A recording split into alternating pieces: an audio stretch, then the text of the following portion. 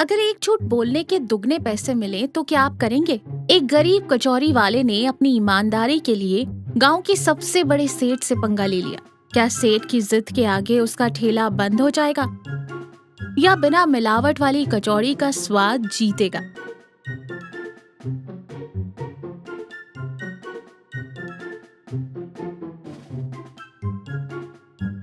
श्याम खुशी से कचौड़ी पलटते हुए कहता है, अरे सीमा, देख रही हो हमारी कचौरी का रंग? एकदम शुद्ध सोने के लड्डू जैसी चमक रही है। इसकी महक से ही मुर्दे को भी भूख लग जाए। सीमा मुस्कुराते हुए कहती है, बस बस रहने दीजिए, अपनी ये कविता बंद कीजिए और मुझे वो मसालदानी पकड़ाइए। सुबह से ये सिलबट्टा पीस पीस कर मेरे हाथों में दर्द हो गया है। शादी के नए नए दिनों में आप मुझे भी ऐसे ही सोने का लड्डू कहते थे। अब देखिए, मैं चटनी पीस रही हूँ और आप कचौरी पर कविताएं लिख रहे हैं। अरे पगली, ऐसा क्यों बोलती है? तू नहीं होती तो इस शाम की क्या औकात थी? इस कचौरी में जितना जादू मेरे हाथों का है, उससे कहीं ज्यादा तेरी तीखी मीठी चटनी का है। तू और मैं मिलते हैं तभी तो ये कमाल का स्वाद बनता है।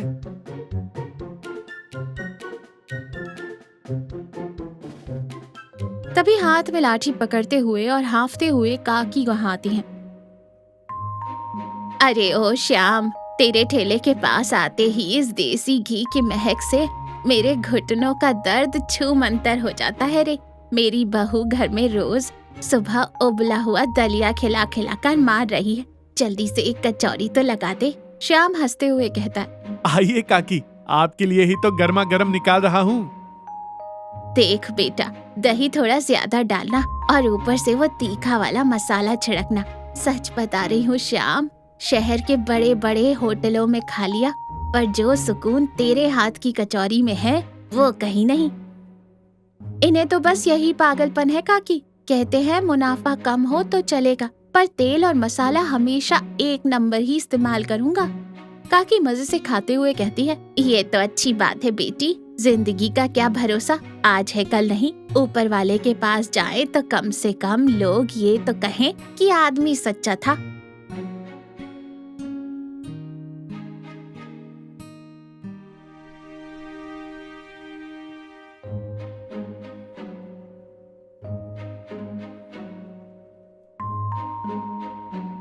आहा, क्या स्वाद है, वाह। काकी कचौरी खा ही रही होती है कि तभी सेठ गेंडा लाल हड़बड़ाते हुए वहां आता है। उसके चेहरे पर टेंशन है।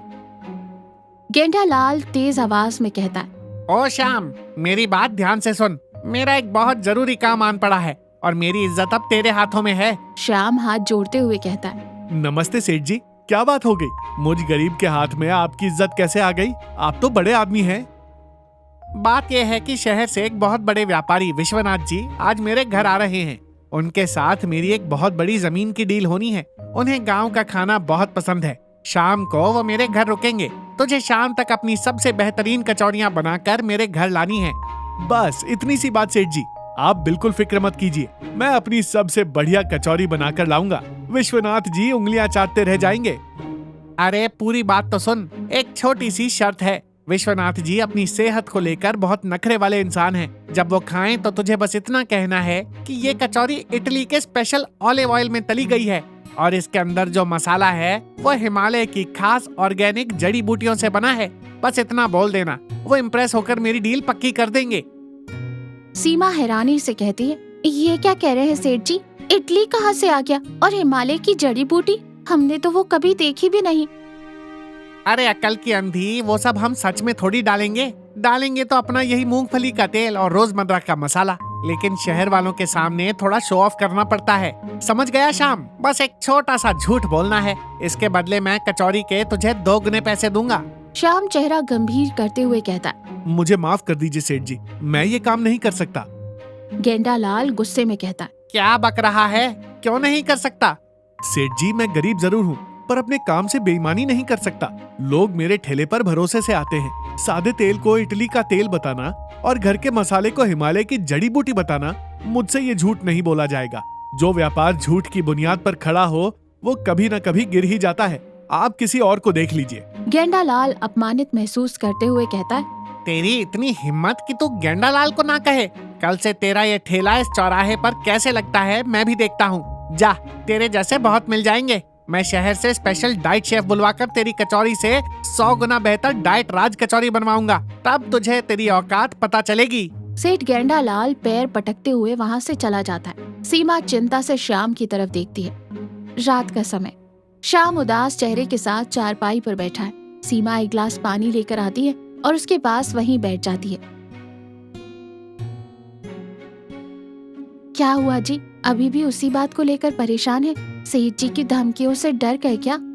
डर नहीं लग रहा सीमा, दुख हो रहा है। दुनिया कैसी हो गई है, ईमानदारी से किए गए काम की कोई कीमत ही नहीं बची। अगर आज एक झूठ बोल देता तो 4 पैसे ज्यादा आते। तेरे लिए एक अच्छी सी साड़ी ले आता।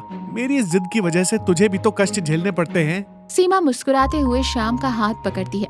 आपने मुझे बहुत साड़ियाँ दिलाई हैं, लेकिन उन सबसे ज्यादा कीमती मेरे लिए वो मंगलसूत्र है जो आपने ईमानदारी की कमाई से मेरे गले में डाला है।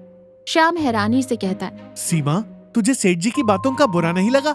अगर कल उसने हमारा ठेला नहीं लगने दिया तो हमारा गुजारा कैसे होगा? वो सब मैं देख लूंगी। जरूरत पड़ी तो किसी दूसरे गांव जाकर ठेला लगा लेंगे, पर सिर झुकाकर नहीं जिएंगे। पैसे चले जाएं तो वापस आ जाते हैं, पर इंसान की इज्जत और जमीर एक बार बिक जाए तो दोबारा नहीं मिलता। आज जब आपने सेठ जी को मुंह पर मना कर दिया ना, तो सच बता रही हूँ, मुझे बहुत गर्व हुआ कि मैं आपकी पत्नी हूँ। आप शांति से सो जाइए, जो होगा अच्छा होगा। शाम की आंखों में हल्के आंसू आ जाते हैं और वो सीमा को कृतज्ञता से देखता है।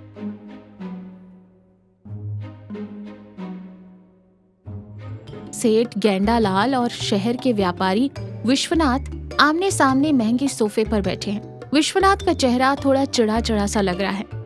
टेबल पर एक अजीब सी दिखने वाली डिश रखी है। पास में ही काकी भी खड़ी है, जो कुछ मांगने आई थी पर तमाशा देखने रुक गई। खाइए ना विश्वनाथ जी। ये शहर से आए मेरे स्पेशल शेफ ने बनाई है। Oil free, gluten free diet raj kachori. इसके ऊपर जो बारीक दाने हैं वो ब्राजील से मंगाए गए ब्राजील नट्स हैं। आप सेहत का इतना ध्यान रखते हैं, इसलिए खास आपके लिए बनवाई है। विश्वनाथ बेमन से एक चम्मच कचौरी मुंह में रखता है। खाते ही उसका चेहरा अजीब सा हो जाता है। विश्वनाथ खांसते हुए कहता है, अरे बाप रे, पानी। और फिर पानी पीकर कहता है, ये क्या खिला दिया सेठ जी? ऐसा लग रहा है जैसे गत्ते का कोई टुकड़ा चबा रहा हूँ। ये ऑयल फ्री तो पता नहीं, पर टेस्ट फ्री पक्का है। मैंने तो इसे देखते ही सोच लिया था। ऐसा लग रहा है जैसे गोबर के उपले पर किसी ने कंकड़ चिपका दिए हो। मेरे तो वैसे भी 2 ही दांत बचे हैं, इसे चबाऊंगी तो वो भी टूटकर हाथ में आ जाएंगे। गेंडालाल झेपते हुए बोला, अरे काकी तो चुप कर। विश्वनाथ जी, वो क्या है ना, गांव का भारी खाना आपको पचता नहीं, इसलिए आपकी सेहत के लिए। अरे गेंडालाल जी, मैं शहर में सुबह शाम वो उबली हुई घास फूस खाकर पक चुका हूँ।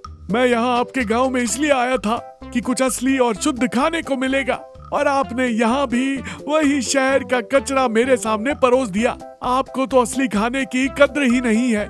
मेरी भूख ही मर गई। मैं जरा बाहर खुली हवा में टहल कर आता हूँ। डील के बारे में अब कल सुबह ही बात करेंगे। विश्वनाथ पैर पटकते हुए बाहर निकल जाता है। गेंडालाल अपना सिर पकड़कर बैठ जाता है। सेठ जी, आपके ये जो नाटक और दिखावे हैं ना, ये ऐसे ही उल्टे पड़ेंगे। जाइए, अब उनके पीछे भागिए और मनाइए उन्हें। श्याम अपना ठेला बढ़ा रहा था। तभी सड़क पर गुस्से में टहलते हुए विश्वनाथ वहां से गुजरते हैं। अचानक हवा में उन्हें असली घी और भुने हुए मसालों की जबरदस्त खुशबू आती है। उनके कदम अपने ठेले की तरफ मुड़ जाते हैं। भाई, ये खुशबू तो बहुत ही लाजवाब है। क्या बेच रहे हो? कुछ बचा है क्या? मेरे पेट में चूहे नहीं, डायनासोर कूद रहे हैं। बाबूजी, ये राज कचौरी है। वैसे तो सब खत्म हो गई हैं, बस ये आखिरी की 2 कचौरियां मैंने अपने और अपनी पत्नी के खाने के लिए बचा कर रखी थी। कोई बात नहीं, आप खा लीजिए। किसी भूखे को खाना खिलाने से बड़ा कोई पुण्य नहीं होता। श्याम बड़े प्यार से दोने में एक शानदार कचौरी तैयार करके विश्वनाथ के हाथ में देता है। विश्वनाथ जैसे ही पहला निवाला खाता है, उसकी आंखें चमक उठती हैं। आहा, क्या बात है भाई, एकदम अमृत। 10 साल पहले मेरी दादी के हाथ का खाना खाकर ऐसी तृप्ति मिली थी। क्या डाला है इसमें? कौन सा तेल है? कौन सी जड़ी बूटी है? अरे बाबूजी, इसमें कोई इटली का तेल या हिमालय की जड़ी बूटी नहीं है। हमारा वही साधारण मूंगफली का तेल और घर का पिसा हुआ शुद्ध मसाला और मेरी पत्नी के हाथों की बनी प्यार वाली चटनी है। इसमें छुपाने जैसा कोई राज नहीं है और ना ही कोई झूठ है। सब ईमानदारी का स्वाद है। तभी पीछे से दौड़ते हुए गेंडालाल वहां पहुंचता है और श्याम की बातें सुन लेता है। उसके कानों में श्याम के शब्द गूंजने लगते हैं। देख लिया सेठ जी, इसे कहते हैं असली स्वाद। इस आदमी की बातों में जितनी सच्चाई है, इसके खाने में उतना ही स्वाद है। आप जैसे लोग दिखावे और झूठ से व्यापार बढ़ाना चाहते हैं, लेकिन ऐसे ईमानदार लोग ही गांव की असली जान होते हैं। गेंडालाल शर्मिंदा होते हुए, मुझे माफ कर दे श्याम, पैसे और रुतबे ने मुझे अंधा कर दिया था। आज तूने मेरी आंखें खोल दी। चाहे जितना भी दिखावा कर लो, पर असली सफलता और सुकून सिर्फ ईमानदारी में ही है। कल से इस चौराहे पर तेरा ठेला हमेशा लगेगा और तुझे कोई परेशान नहीं करेगा। ये गेंडालाल का वादा है। देखा जी, मैंने कहा था ना, सच्चाई कभी हारती नहीं। श्याम हाथ जोड़कर आसमान की तरफ देखते हुए कहता है। सब ऊपर वाले की कृपा है सेठ जी। जब मन में कोई खोट नहीं होता ना, तो हाथों में स्वाद अपने आप आ जाता है। विश्वनाथ दूसरी कचौरी की मांग करता है। श्याम खुशी खुशी बना कर देता है। सभी के चेहरे पर एक सच्ची मुस्कान आती है। तो देखा, ईमानदारी किसी भी व्यापार और जीवन की सबसे बड़ी पूंजी है। बिना मिलावट का काम और बिना झूठ की बात इंसान को हमेशा स्थायी सफलता और सम्मान दिलाती है।